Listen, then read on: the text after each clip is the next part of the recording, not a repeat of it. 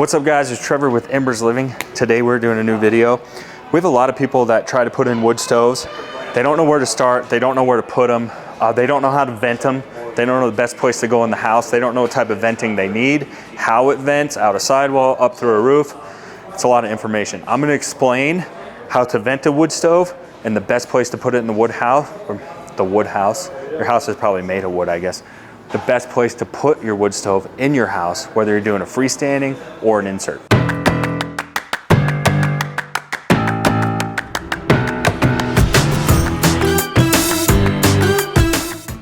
Okay, don't forget, if you're in the Denver, Colorado area, come to our showroom and check out all of our wood stoves here in person. If you're new to our channel, make sure to subscribe, follow us on TikTok, do all the things. It helps us out a ton when you do that. Chris made a good point here. Wanted to just put a little disclaimer. You do need to maintain clearance to combustibles on the floor. So you're gonna need at least 18 inches out in front of the firebox, usually with like a hearth pad or something like that. And there are side clearances to maintain. And each stove is gonna be different. I'll talk about that a little bit when I talk about pipe. And then obviously in our showroom, we're all concrete, and then this is all concrete board and steel studs. So we have no combustibles anywhere. So that's why this looks nice and tight to the wall. Okay, so there's really two types of wood products you can put in your home. You can do a freestanding stove like this. Now with a freestanding stove, you're gonna have a lot more places and flexibility where you can put it because it's literally freestanding. You can really put it just about anywhere, I guess. Or over here, I'll show you, this is a wood insert. So wood inserts are gonna go into an existing masonry or brick fireplace in your home. So you're not really gonna have flexibility on where this can go. It's just gonna go wherever the fireplace is. So we'll talk about some tips and tricks if you're stuck in that spot, how to make sure it's vented appropriately so the stove's gonna work really well. But first, let's talk about venting. All right, so you can see I have this guy ripping, and if you wanna see my tips on how to start a wood fireplace, I'll include a link below so you can watch that video. But this guy's nice and hot, and of course everyone wants a wood stove because it's a nice heating unit. So the first thing to consider, whether you're doing an insert or a stove, is how do we vent it? Because a lot of people don't understand the venting requirements and the best way to vent it so it's gonna perform the best. Okay, so I'm gonna do a little diagram here. Now, this is dry erase. However, this is not a dry erase board. So Tate is gonna absolutely kill me. Is that dark enough? I feel like I should use a Sharpie, huh? Okay, so there's our home. So this is an envelope, or we're gonna be referring to the home as an envelope as we go through this process. So what are the rules for a wood stove? So many people, let's say they put a little wood stove here. Now this is not to scale, of course. They'll try to put it in their basement. We're gonna talk about the no-nos on putting a wood stove in a basement in a bit. But a lot of people just think they can come up like a gas fireplace and come out and terminate that stove here. Is that a problem? That's a problem. You cannot terminate a stove out a sidewall. You can't do it. So the rules are, for a stove, is we have to either, we have two choices.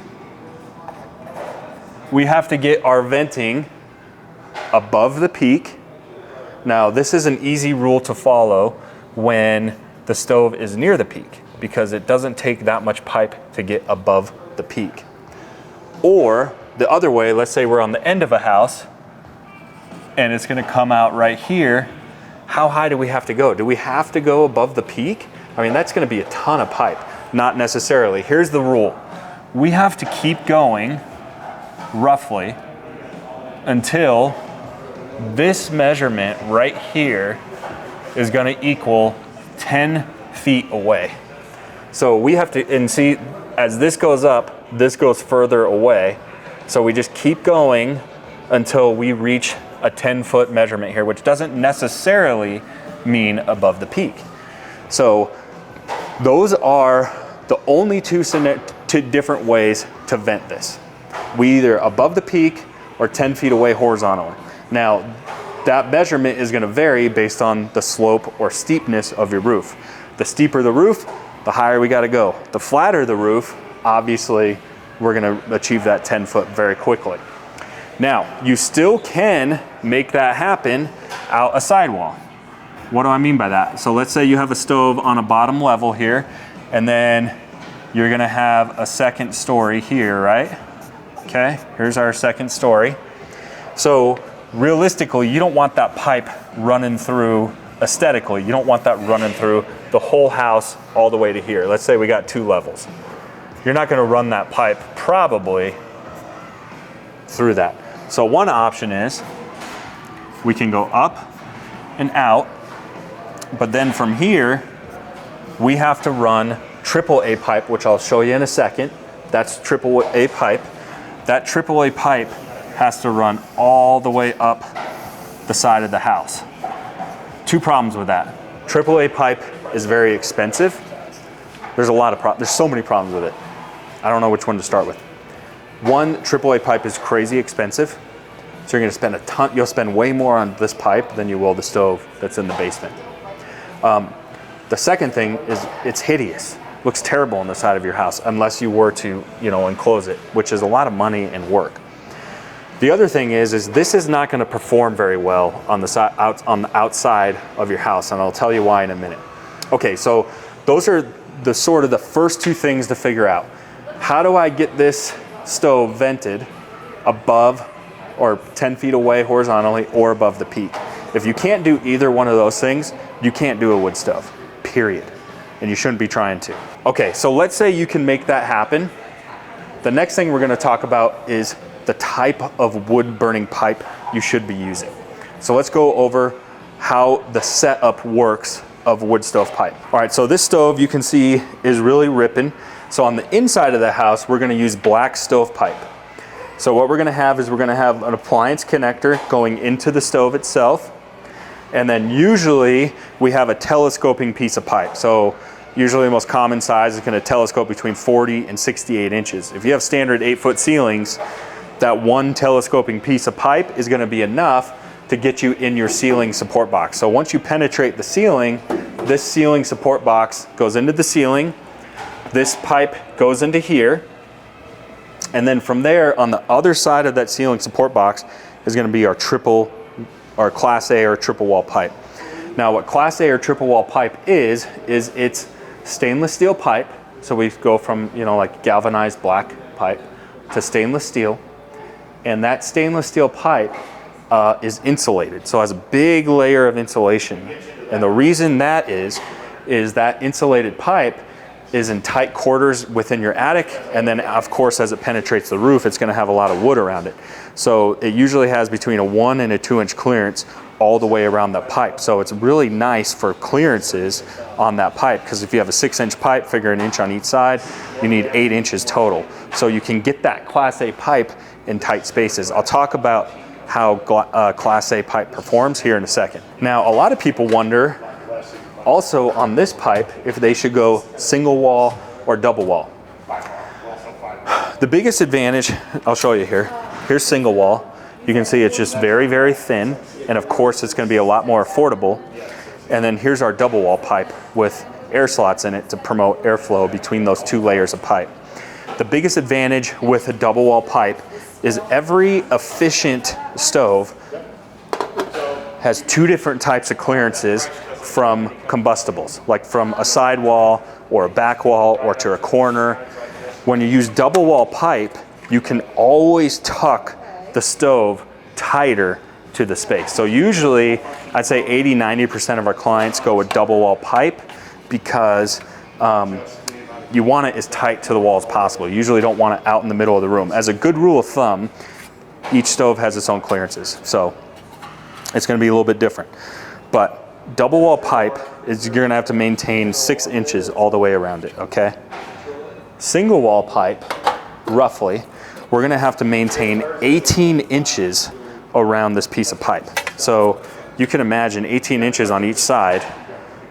I mean, that's probably like that. So it's very not conducive for installing in a home single wall, even though you're saving money. Here's the other problem with single wall. A lot of people will use single wall in like a big open barn or a big garage or something like that. And that's great because it's a huge open area and you don't have to worry about clearances. But when it comes to performance with single wall versus double wall is remember, our goal is to establish a draft. We want to view our pipe system as really the engine of our stove. If you don't have a good engine in a car, what happens? You have the prettiest car in town, and if there's no engine in it, can you drive it? Chris? Can't drive it. So if you have a really terrible pipe system, your wood stove is literally only as good as your pipe system. And so I have people call me all the time, my wood stove is broken, it doesn't work. We just bought a $5,000 stove and it's garbage. It's not garbage, you probably just didn't invent it.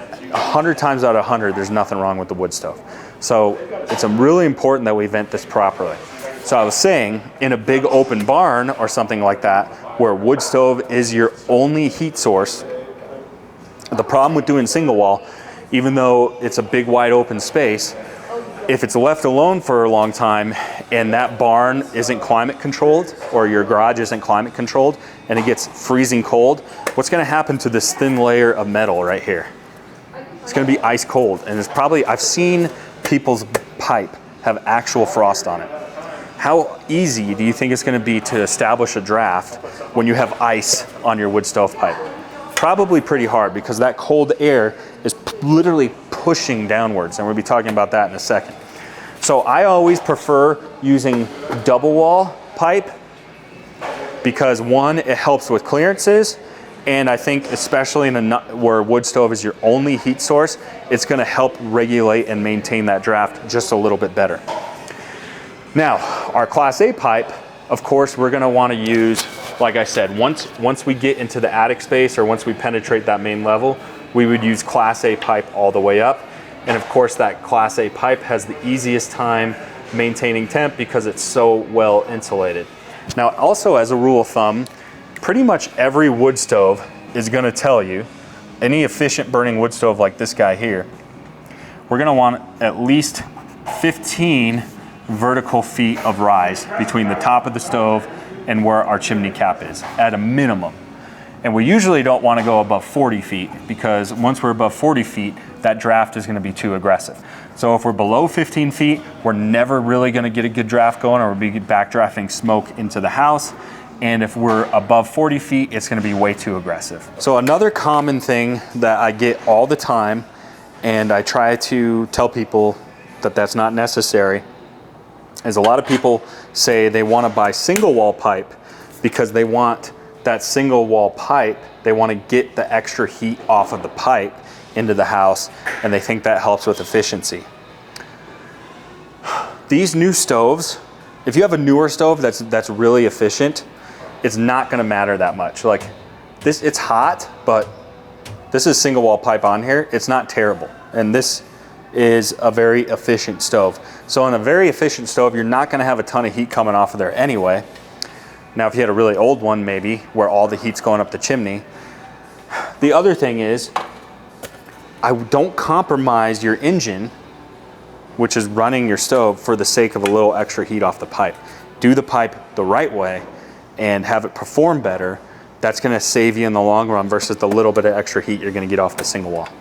There's a lot of information, Chris. Hopefully my brain's not an overload. Now, one thing I haven't talked about, I need to focus on more, is going to be inserts, like we mentioned. So inserts are obviously going into an existing chimney.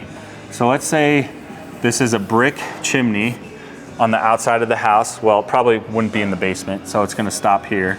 No one's digging that out in their basement, right? So we drop a stainless steel flex liner down the chimney. Now, the same principle would apply, is ideally we want that entire chimney liner to be insulated. So a lot of people will try to skimp and save money and be like, I'll just buy just a stainless flex liner. Well, that stainless flex liner is about this thick. So how easy of a time do you think they're gonna have starting their insert? They're gonna have a terrible time. And so there's nothing more annoying than buying a $5,000 insert or a $5,000 wood stove and being freezing cold because you can never use it because it doesn't perform well. So the point of this video is, one, can you do it?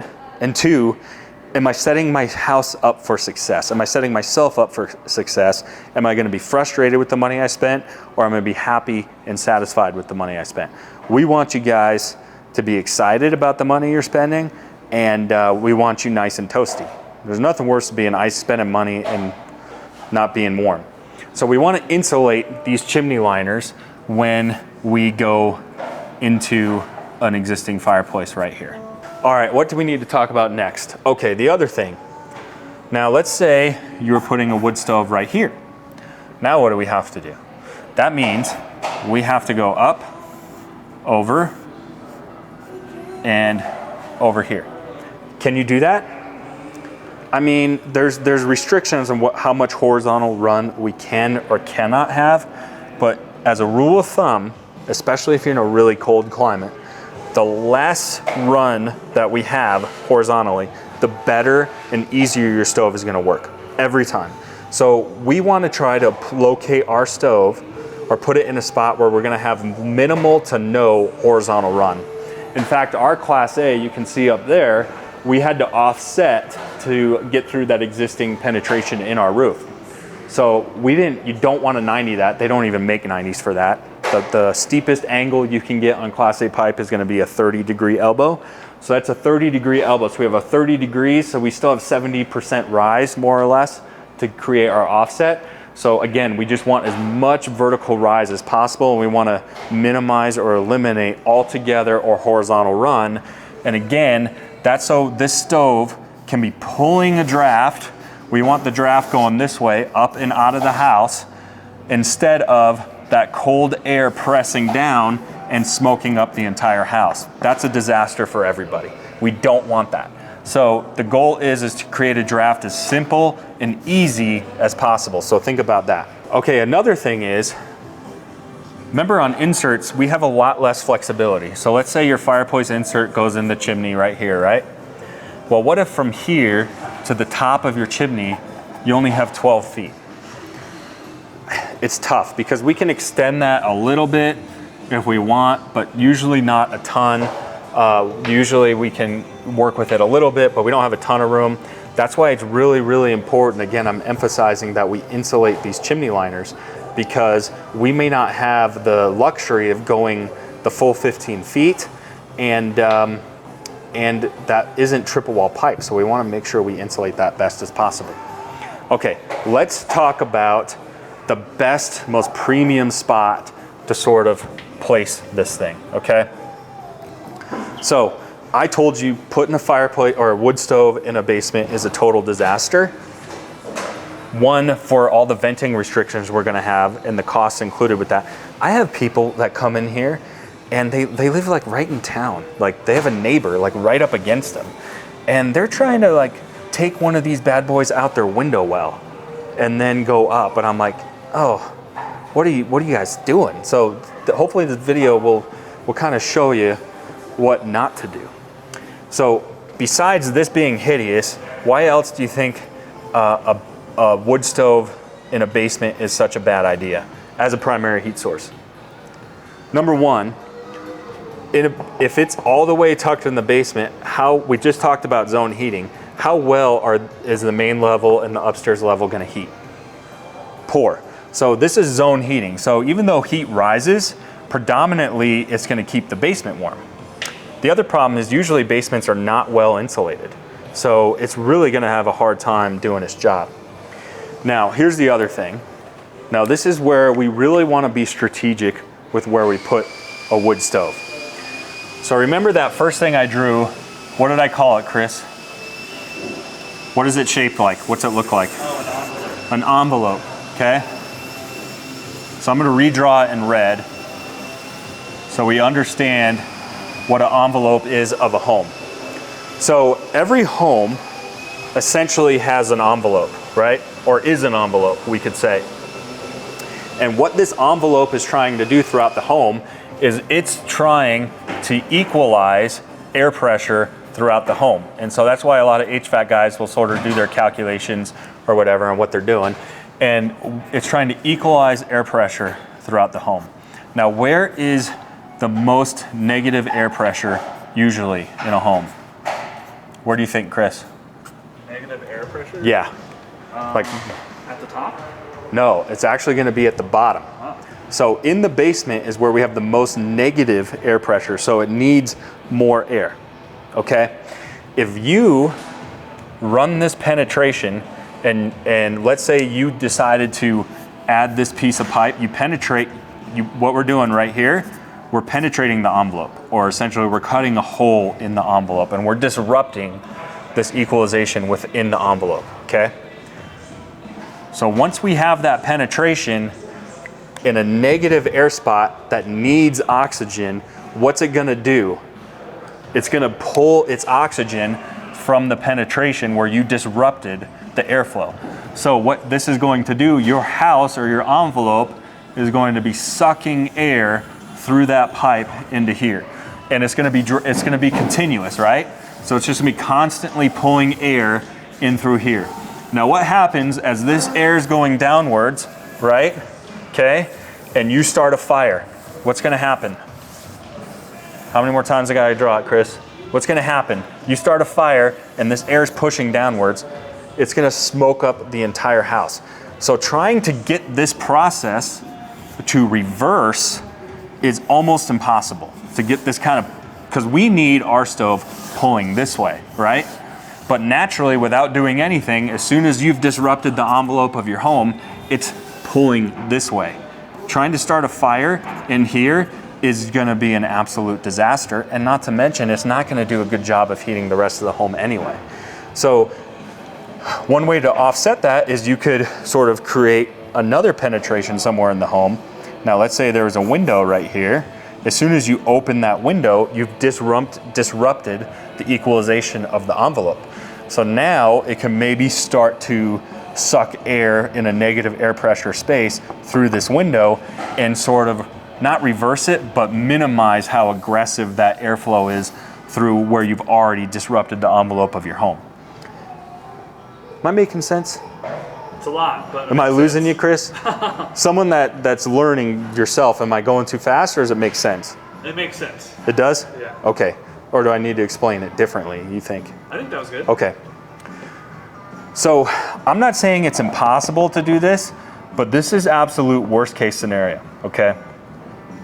Now obviously we're gonna have the most positive air pressure in the top of the home, but really that's not super realistic either. So most people usually have the stove on the main level for zone heating reasons, and then it becomes a lot more achievable, especially if we're not disrupting the envelope on the side of the house, if we can just go straight up. Every little thing, let's say you have a bathroom fan right here, now we're changing the equalization of the envelope, we're disrupting it.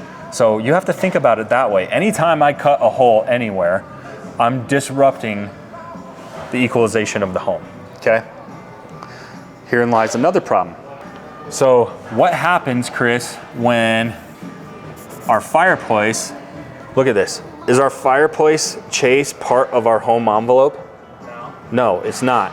So is this chase really running independently of what we got going on in the home? It is not. It is running independently, yes. Oh, yeah. So it's outside of the envelope, okay? So this is, again, all the more so why it's really important if you're doing an insert to insulate that sucker. You have to insulate it because our envelope is nice and warm and we have good home equalization. We have, good equalization in the pressure within our envelope. This guy has a mind of its own because it's not part of the envelope. So we really have to insulate it, and we just have to learn how to start our stove appropriately. Because remember, we're kind of stuck to this spot in an existing fireplace. One thing you can do is you could, maybe add siding and really insulate that whole thing and kind of get rid of this line here and then sort of make it part of the envelope. But that's a lot of work. It can be expensive and time consuming. And again, if our venting is our engine, that liner, don't skimp on the liner. Don't do it, because that's the engine that's running our stove. Okay, I think I'm out of things to say here. Obviously, I'm not even gonna do it because it's gonna be a whole nother video. The newer homes that are a lot more airtight involve a whole different conversation as well. But in general, here's my tips. Probably avoid a basement altogether. And remember, we penetrate above the peak or 10 feet away from the roof line, whichever one comes first. Second, avoid the basement altogether. We want to get away from horizontal runs. We want at least 15 foot of rise, no more than 40 feet, and don't skimp on the pipe. Don't do it, because remember, the pipe is our engine that's really controlling and running everything. Nothing worse than in the middle of a blizzard and you can't get your stove and you're filling your house up with smoke. I promise you're gonna be grouchy. So do it right, get the venting done right. If you guys have any comments, or I'd love to hear you guys' feedback and the experience you have with your wood stove in your home. We'll see you guys next time.